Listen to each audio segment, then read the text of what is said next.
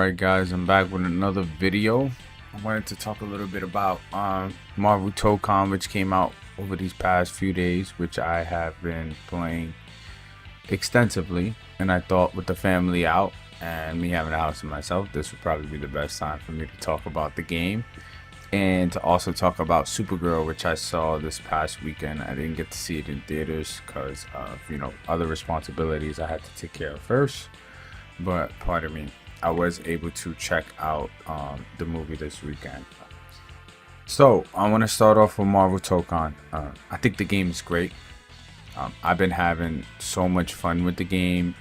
I think that there's a lot of love put into the game in terms of character design, in terms of really highlighting like the roots that they come from, meaning the comic books, but also like the Japanese flair and the character designs. I think the combo system is awesome. There's a lot of different variations, and I like that there's a limit on the combo gauge, not because I don't like long overdrawn combos, me coming from being a versus game fighter, like having done infinite to myself on people when playing, but I like the fact of there being interaction between both parties involved in the game. Most of the time, or a lot of the time in certain versus games, not all, you get touched and that might be the end of the game, and there's very little interaction outside of that first hit, depending on how optimal the other player is, right? And then other scenarios that put you in what we would call the blender in fighting games, where you would have to guess because there wasn't really a right answer. And I'm sure more of that tech is going to come in the game later on, but right now it seems like the devs have really tried to allow people to express themselves, but also allow there to be some interaction between both parties in the game, and I think that's awesome. Right now my team consists of Spider-Man, favorite Marvel character, that goes without saying, Carnage, Wolverine, and Doctor Doom. I just picked 4 of my favorite Marvel characters. Right now that's like my preliminary team. I know for sure I'm definitely going to heavily invest in Spider-Man and Carnage, but I'm not sure if I'm going to keep the other 2 yet. I love those characters in Marvel Comics, which is why I'm using them, but right now that seems to be the team I settled on. I've been working on things. I've been also having a lot of fun with figuring out how to actually play the game. I think that there's a way that the devs want you to express yourself, and it's utilizing the tag system into the swapping of the characters.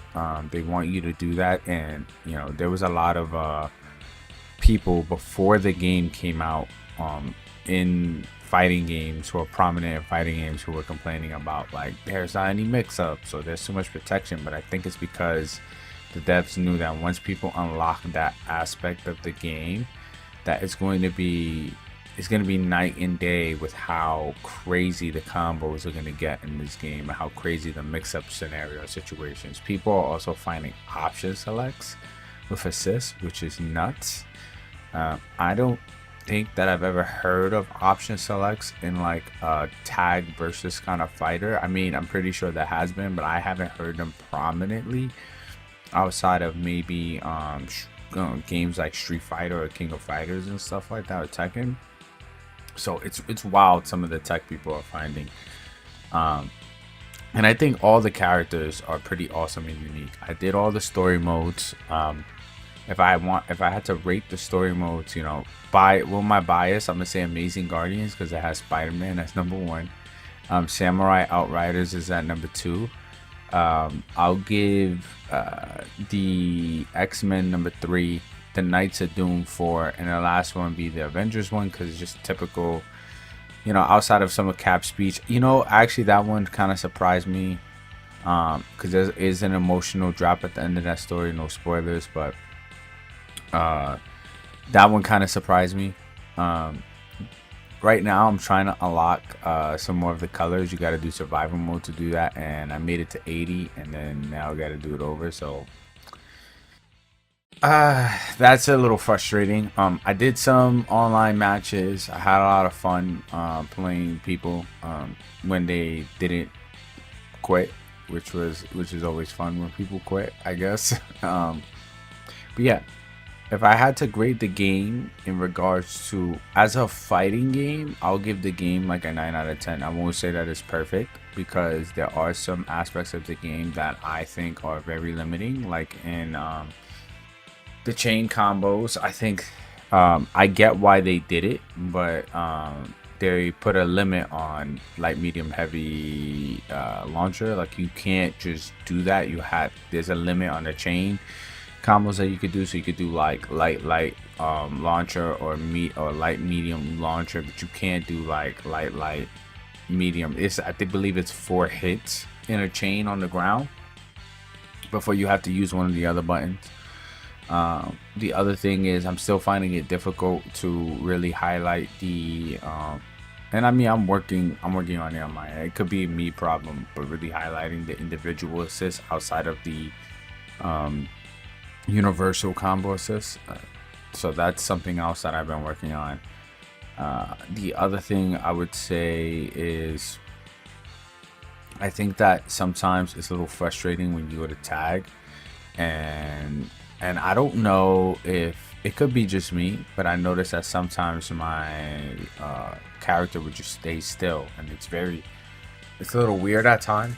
It hasn't been a super duper hindrance. It has caught me off guard a few times, but yeah. But outside of that, as a fighting game in of itself, and there's a reason why I highlight that word fighting game, I think the game is, like I said, 9 out of 10. Now, as a tag fighter, I think when the game really unlocks, because I see the potential, it's going to be very high. But right now, I'll give it like a 7.58 out of 10 because I still think that it's not enough to make people want to tag as often, because a lot of the tech that I'm seeing on X, Twitter, whatever name you prefer to use, Instagram and YouTube, is a lot of single character with them just calling assists versus actually tagging. Yeah. But let me know your thoughts in the comments. Tell me what you think about the game. I'm having a lot of fun. I'm finding out a lot of new and unique things. Carnage is not what I expected him to be. He's actually a really unique character. I thought he was just gonna be, when they talked about pressure, this rush down monster, which he can be, but your spacing is super important with him. It's almost Dowsum-esque with the spacing, and how you have to understand to really get the most out of his unique. But I'm learning as I go, like anybody else. I'm nobody in this game right now, and I'm just trying to find my footing in it like anybody else, and I can't wait to play more online and play against people and some of my friends. But like I was saying earlier, let me know what you think about the game. Let me know what you like about it, what you don't like about it. Just leave a comment. I'm more than happy to talk to people and have fun in the comments. Now, the next thing that I want to talk about is Supergirl. Supergirl I watched over the past weekend with my wife, and really I don't understand the problem with the movie a lot of people had. I thought the movie was great. Even my wife apologized to me and said that she wished we would have saw this movie in the theaters because it was actually really good. You know, Craig Gillespie, the director, did so well at highlighting a lot of the trauma that Supergirl went through, because that's really, I mean, there was a different take and twist on the story because this Bottle City of Kandor was taken by Brainiac, and we didn't get to see that. They actually, I don't want to spoil the movie, but they did a little twist on it. But lo and behold, the big separation between Supergirl and Superman, and I don't mean from the original comics, because yes, like any other female character in the original comics, they were created to be this almost sex symbol to luring young boys to want to read. But I mean more in when they actually started getting into the stories and creating good continuities. I want to say a little into the Silver Age, maybe a little after going into the Bronze Age. When they really talk about, when you really want to highlight what the separation between Supergirl and Superman is, it's that trauma, right? It's the age old. If anybody watched Naruto, you could compare it between Naruto and Sasuke. It's different when you had no one and you have that sense of loneliness, but you had no one from the beginning. You didn't have to experience losing them, versus someone who had them, grew to love them, like love them, grow with them, and love them, and then lose them, right? Versus you not having any love at all, right? Whereas for Superman and Supergirl, it's not a one-for-one similarity, but it is very similar. And I say that because Superman was sent as a baby to planet Earth, right? In the comics by his father Jor-El, and his mother to escape the destruction of Krypton. And the father's hopes was that Superman would be able to lead humanity with the powers that the Kryptonians gain under the yellow sun into a brighter future, right? That was the hope, right? Of course, the DCU was painting it as Jor-El wanted him to be some sort of conqueror, but that wasn't what the comics were leading up into DC Rebirth. I can't remember how much DC Rebirth changed with Dr. Manhattan did and stuff, but that's beside the point. The point is he was sent as a baby, so he didn't get to experience the love as if you grew up and you start to develop a consciousness as a person, and you start to actually develop interpersonal relationships with family members and make friends, and you find loved ones in this city that you love, this country that you love, the people that you love, right? Your community. Whereas Kara was older than Clark. She was older than Clark when she left, and she got to experience that sense of community with her fellow Kryptonians, sense of love. She got to experience that family, and then it was all ripped away. She saw what happened. She was actually there for when it happened. So, and the good thing about Superman is that he wasn't, and this is why I said it's not a one-for-one from the Naruto tale, because he wasn't completely alone. He was alone in the sense that no one could truly understand him as a Kryptonian, right, while he was on Earth, because of how different he was, right? But he had loving parents who taught him right and just morals about the differences between right and wrong, right? Whereas Kara, her being older, having to see the people she knows and loves be ripped away from her, die, and then be sent away, having developed these interpersonal relationships that Clark didn't have to, that trauma really sits with her, and you see how it eats at her throughout the movie, and how she almost has to, I wouldn't say get over it, because you don't ever get over something like that, right? Having lost everyone. I mean, look at Batman as a case study, right? That's the perfect case study of not getting over it, right? But using that to fuel your mission, right? Whereas Supergirl, she, through the movie, she meets this young girl that she develops a close relationship with while trying to save the one thing that she has from that family, that community that she once had in Crypto. Supergirl, she meets this young girl who is dealing with similar emotional traumas as she was, and she's able to almost see a reflection of herself, and how that darkness, or that rage of what happened, that helplessness could affect a person.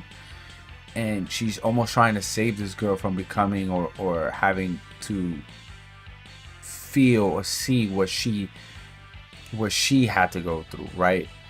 And I think the quote that really highlights the movie is that, the difference between Superman and Supergirl is that Clark sees the good in everyone, right? The potential, the ideal that humanity and humans can be, right? Where she sees the truth, she sees them for who they are right now, and the lengths that people are willing to go to hurt one another. And I thought that the way it was set up, the way Millie Alcock played that role, it was awesome. Shout out to James Gunn, to the DCU. I'm glad I was able to support it by buying the movie and not just streaming it. And it was awesome. I recommend anybody to go check it out if you haven't seen it. It's a great movie.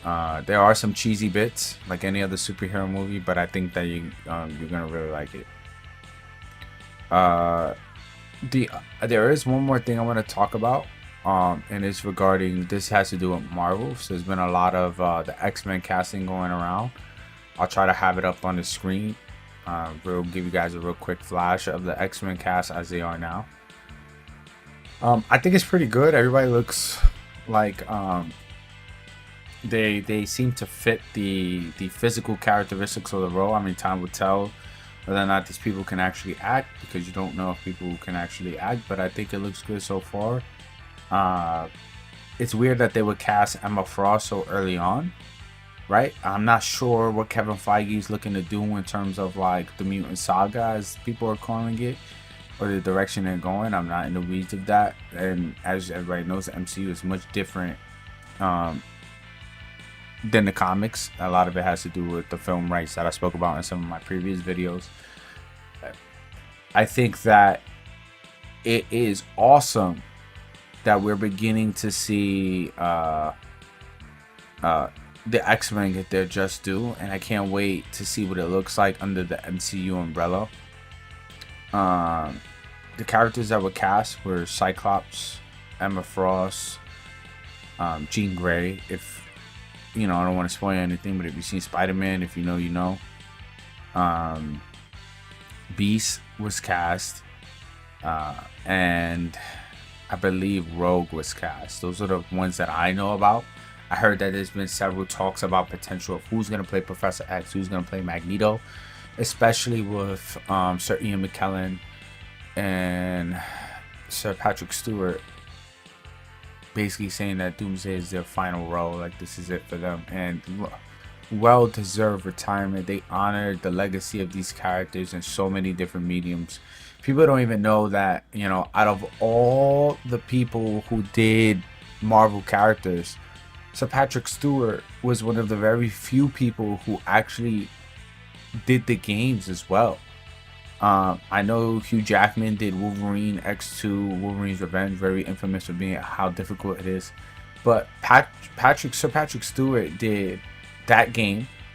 He also did X-Men Legends 1, X-Men Legends 2. He did the voice for Professor X, and when they announced the characters, which is awesome. And you don't usually see people do that, right? Especially actors, because they don't necessarily have the time. So it was great to see them actually do that. Actually, I don't know if it was Wolverine X2. No, it wasn't Wolverine X2, Wolverine's Revenge that Hugh Jackman did it. Pardon me, I misspoke. It was Wolverine Origins, I believe, which is the Wolverine game everybody loved, which as a kid I wish I got to play on the PS3. I only got to play a demo, but me being poor, I couldn't really afford games. That's when I was trying to find PSN codes, but yeah, that's a story for another time. Young poor kid. But yeah, you know, that's what I wanted to talk about. I want to put a video out about some of my thoughts on Marvel Tokon, Supergirl, and the X-Men cast that was recently announced, and I felt like it's just due that I talk to the people. But yeah, leave your comments, tell me what you guys think. Let me know if there's any updates and stuff you want me to get into next time, and bye everybody. Like and subscribe!